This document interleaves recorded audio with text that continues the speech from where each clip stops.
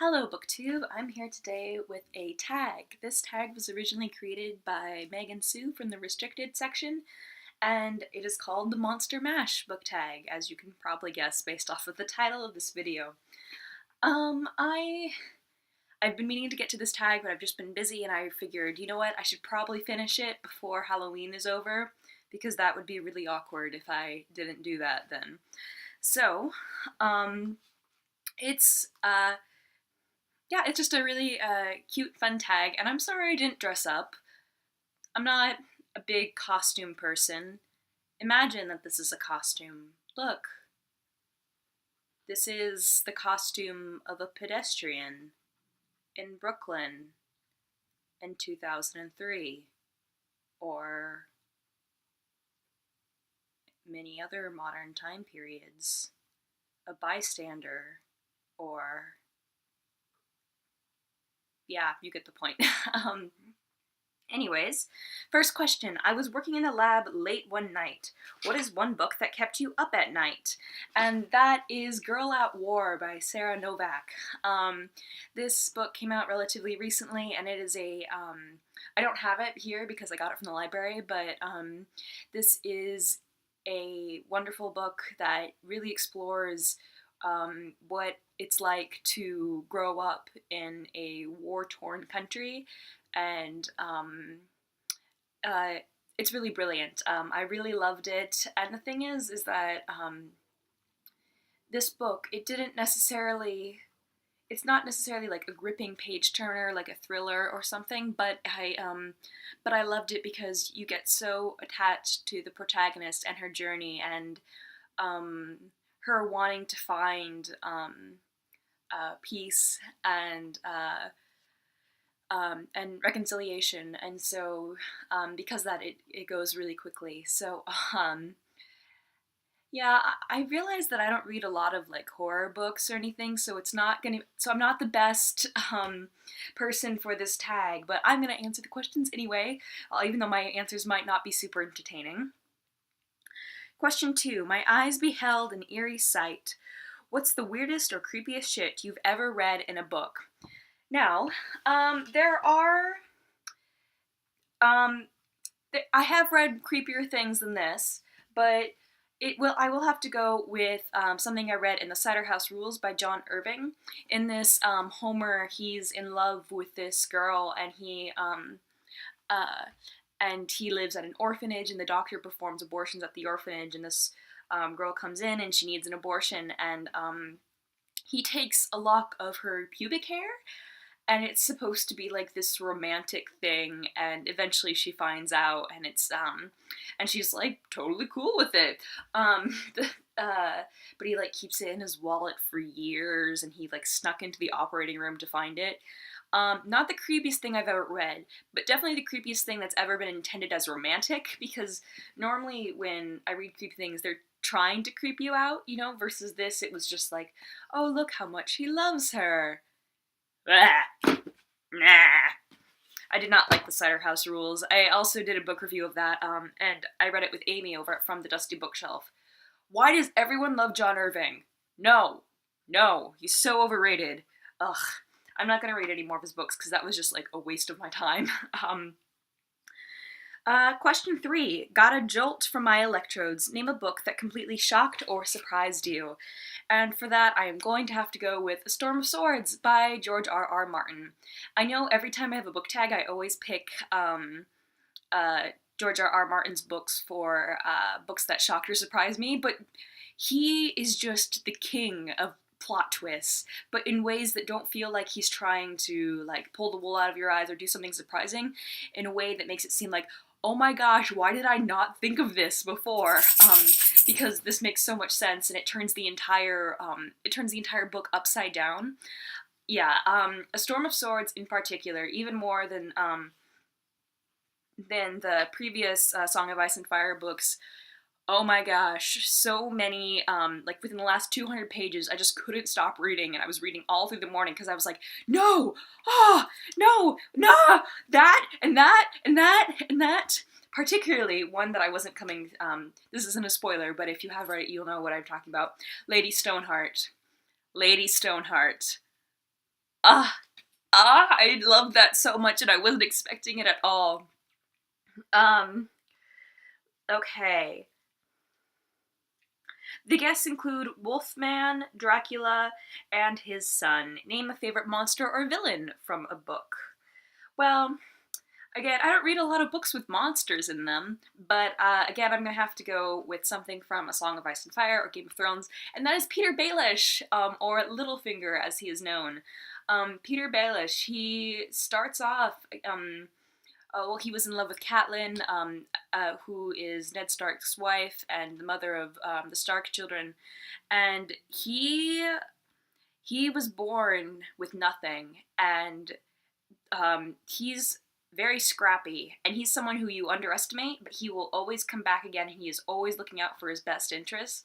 So he just, I think he's just an excellent character. Like, don't get me wrong, he like completely makes my skin crawl, but the thing is, he's just a fascinating character to watch because he is so self-motivated, and he'll do whatever it takes for himself. And so to see where he starts and where he ends up is just fascinating. Yeah, Littlefinger, and he's definitely not trustworthy, and he backstabs everyone, but he's such an intriguing character because he's always looking out for himself, and he holds no allegiance to anyone else. So that makes him really interesting to read about, especially when, like, in the rest of the Song of Ice and Fire universe, everyone is fighting for a different flag or a different king, and Littlefinger is just there, staying afloat through all these different kings. I love him so much, even though he's such a terrible person. But that's why I find him more interesting than, like, for example, Joffrey or something, who's purely, like, this, like, selfish, like, impulse-driven kind of evil. Littlefinger is this very deliberate kind of evil versus chaotic, which makes him much, much more effective. Joffrey is bloodthirsty, but and essentially ineffective because he's too impulse-driven to actually pass anything that would actually be long-term terrible. Does that make sense, what I'm saying? Yeah. Anyways, I'm going off on a tangent. I could talk about Game of Thrones for forever. Whatever happened to my Transylvania Twist? Name a book that was super hyped when it came out and nobody talks about anymore. That is, I'm gonna go with The Danish Girl by David Ebershoff. I think that's it. This book, it was made into a movie recently, and the thing is, I don't ever remember it being, like, huge, but it was very popular. It first came out in 2000, and people really loved it, and and it was a bestseller, and then when the movie came out, people kind of renewed their interest in it, but I haven't seen anyone talk about it on BookTube, and yeah, which is a bit strange. I really do like David Ebershoff. I also read his book, The 19th Wife, which I really enjoyed.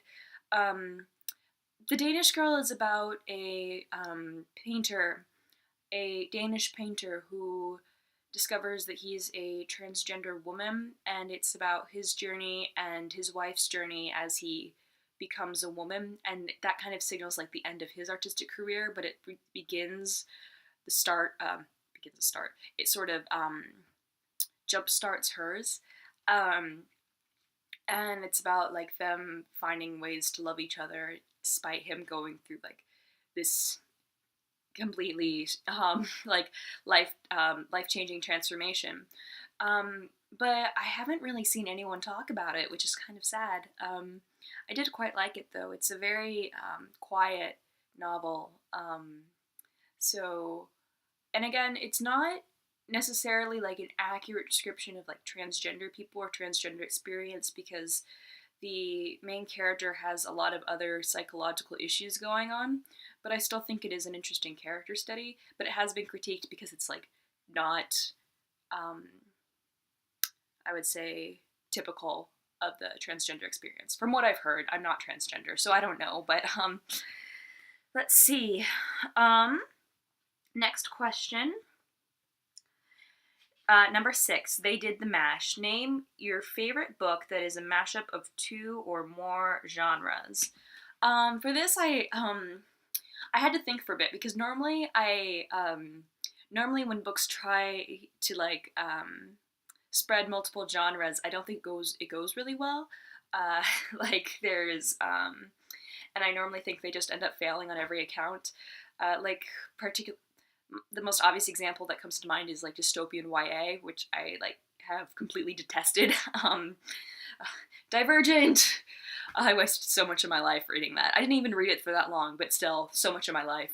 Uh, but the book that I decided to pick for this was The Love That Split the World by Emily Henry. The Love That Split the World, it is a recent release and it's technically YA. And again, I haven't read very much YA this year or much anymore, but I really did enjoy this book. It is about a hold on, let me see. It's a really beautiful story, and it really kind of it kind of like is split between magical realism and science fiction and fantasy and romance and YA, and somehow it is able to kind of be all of them but none of them, but still pull it off. So um which is strange because normally I'm just left feeling very dissatisfied when an author tries to bridge multiple genres. Um, Here, this is the summary. Natalie Cleary must risk her future and leap blindly into a vast unknown for the chance to build a new world with the boy she loves. Natalie's last summer in her small Kentucky hometown is off to a magical start, until she starts seeing the wrong things. They're just momentary glimpses at first. Her front door is red instead of its usual green. There is a preschool where the garden store should be, but then her whole town disappears for hours, fading away into rolling hills and grazing buffalo. And Nat knows something isn't right. That's when she gets a visit from the kind but mysterious apparition she calls grandmother, who tells her, "You have 3 months to save him." The next night, under the stadium lights of the high school football field, she meets a beautiful boy named Beau, and it's just as if time stops and nothing exists. Nothing except Natalie and Beau. And so I actually, again, I don't really read YA much anymore because I normally, I'm almost always end up dissatisfied with it, with like an 85% chance of me not liking YA, the books in general. But I saw this coming out earlier this year, and honestly, the first thing that appealed to me was the cover, because the cover is beautiful, and I thought I'd give it a try, and I read it within just like 2 days, and again, it's not perfect. It's her debut novel, but it's really, I would say, a really a beautiful exploration of, I don't know how to say things without like giving spoilers because it's so okay, it's just written really beautifully, and the author has such a wonderful way with words. It wasn't perfect. I would say I probably gave it like 3.75 stars, but I'm definitely pleased that I read it, which is more than I usually can say for YA. Okay, the next question. Number 7. It was a graveyard smash. What is your favorite horror novel? Again, I don't really read horror novels, but I picked The Handmaid's Tale by Margaret Atwood just because, wow, not only is it creepy, but it is like personally terrifying. Margaret Atwood is amazing. Oh, I love her so much. But The Handmaid's Tale is just a depiction of this dystopian, misogynistic society, and I think that's why it's so much scarier, because it doesn't rely upon necessarily like, I don't know. I'm not a big horror person, but it doesn't rely upon like strange monsters. It relies upon like insidious discrimination, and I mean, obviously it's somewhat far off, but it's not that far off. It's not as far off as it should be, I think. So, favorite horror novel, The Handmaid's Tale. Number 8, the scene was rocking, all were digging the sounds. What's your favorite song based on a book? And so for this, uh, um, I decided to go with What the Water Gave Me by Florence and the Machine. I love Florence Welch. She's just amazing, and I've been a big fan of her songs for a long time. And in this particular song, What the Water Gave Me, it's somewhat based off of mythology, so part of it is kind of based off of the Iliad, but it's also in reference to like Virginia Woolf's suicide. And like there's some lyrics, "And oh, poor Atlas, the world's a beast of a burden. You've been holding on a long time," and which is in reference to Atlas holding up the world on his shoulders. And also there's "So lay me down, may the only sound be the overflow, pockets full of stones," and it's in reference to Virginia Woolf filling her pockets of stones and walking into, I believe it was a lake, to kill herself. Kind of morbid now that I say it out loud, which isn't specifically based off of any book by her, but yeah, I really love that song. I love Florence and the Machine. Actually, while apparently, this question made me curious what other songs have been based off of books, and I looked it up. Apparently, Don't Stand So Close to Me by the Police was inspired by Lolita by Vladimir Novakov. That creeps me out. Like, because it's like, if you know anything about Lolita, yeah.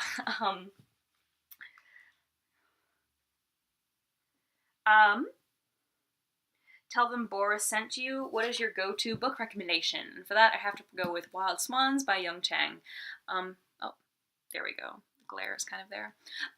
Yeah, just because I haven't finished this yet, but Wild Swans, it has everything. It's adventurous, and it has adventure, and it has history and politics and intrigue and poems and family drama.